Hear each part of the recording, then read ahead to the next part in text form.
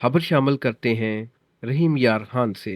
11 सितंबर को शाम 6 बजे रहीम यार खान के लिविंग ब्रांच चर्च में एक बाबरकत बशारती मीटिंग का इनेकाद किया गया, जिसमें खुदा के हादम पादरी कामरान शफकत साहब ने खुदावंद के कलाम की मुनादी की। इस मौका पर दुआया टीम में बिशप नुसरत फजल साहिबा, पादरी हारून चीदा साहब, पादरी नदीम साहब, पादरी बरनबास जफ़र साहब, पादरी नदीम सईद साहब और पादरी खालिद साहब भी मौजूद थे। हमदो सना में जॉनसन मकबूल और शर्जील अशरफ ने अपने नगमात के ज़रिए खुदावंद की हमद और तारीफ़ की। ये मीटिंग खुदावंद के फजल से नहायत बाबरकत साबित हुई, जिसमें कसीर तादाद में लोगों ने शिरकत की और कलाम सुनकर रूहानी बरकत पाई।